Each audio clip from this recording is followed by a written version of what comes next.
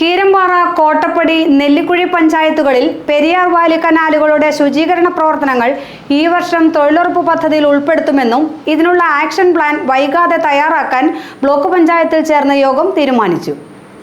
Periyar Valley കനാലുകളുടെ അറ്റകുറ്റപ്പണികൾ 3 വർഷത്തിലൊരിക്കൽ മാത്രമേ തൊഴിലുറപ്പ് പദ്ധതിയിൽ ഉൾപ്പെടുത്താൻ കഴിയുകയുള്ളൂ.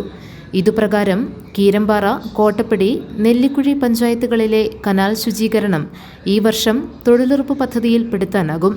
കാടുവെട്ടലും ചെളിനീക്കലും ഉൾപ്പെടെ തൊഴിലുറപ്പ് തൊഴിലാളികൾക്ക് സാധ്യമാകുന്ന പ്രവൃത്തികൾ ഏറ്റെടുക്കാനാണ് ബ്ലോക്ക് പഞ്ചായത്തിൽ ചേർന്ന യോഗത്തിലെ തീരുമാനം. മറ്റു പ്രവൃത്തികൾ പെരിയാർ വാലി ചെയ്യും. കനാൽ അടയ്ക്കുന്ന കാലയളവിൽ പ്രവൃത്തികൾ പൂർത്തീകരിക്കും. യോഗം ബ്ലോക്ക് പഞ്ചായത്ത് പ്രസിഡന്റ് ജെസ്സി സാജു ഉദ്ഘാടനം ചെയ്തു. അതുകൊണ്ട് കുടിവെള്ളം ലഭ്യമാകുന്ന അല്ലെങ്കിൽ കുടിവെള്ളം എത്തിക്കുന്നതിന് വേണ്ടിയിട്ടുള്ള കനാലുകളുടെ അറ്റകുറ്റപ്പണികൾ സമയബന്ധിതമായി പൂർത്തീകരിച്ച് നമുക്ക് മുമ്പോട്ട് പോകേണ്ടതുണ്ട്. അത് പഞ്ചായത്തുകൾക്ക് ഏറ്റെടുക്കാൻ കഴിയുന്ന വർക്കുകളെ പറ്റി പഞ്ചായത്ത് പ്രസിഡന്റുമാരും സെക്രട്ടറിയും സംസാരിച്ച് ബാക്കി വരുന്ന വർക്കുകൾ പെരിയാർ വാലിയും ഏറ്റെടുത്ത് സമയബന്ധിതമായി സ്ഥലങ്ങളിലേക്ക് വെള്ളം എത്തിക്കുന്നതിന് വേണ്ടിയിട്ടുള്ള നടപടിക്രമങ്ങൾ പൂർത്തീകരിക്കേണ്ടതുണ്ട്. ഈ കഴിഞ്ഞ സാമ്പത്തിക വർഷം വലിയ പ്രതിസന്ധികൾ നേരിട്ട ഒരു സമയമായിരുന്നു. കാരണം പല ഭാഗത്തും കനാലുകൾ നികന്നിട്ട് വെള്ളം എത്താത്ത സാഹചര്യങ്ങളുണ്ട്. പല ഭാഗത്തും വർക്കുകൾ ചെയ്തിട്ട് അത് 1-2 പോയിന്റുകളിൽ കൃത്യമായി പറയാനായിട്ട് സാധിക്കും.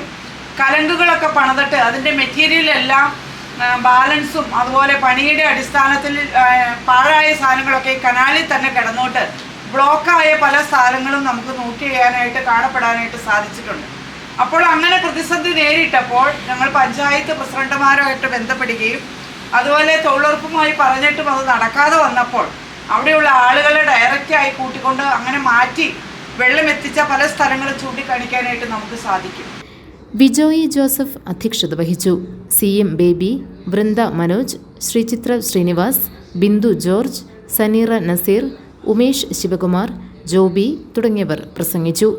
Standing committee chairperson Ranikutty George സ്വാഗതവും CO അമിത കൃതജ്ഞതയും പറഞ്ഞു.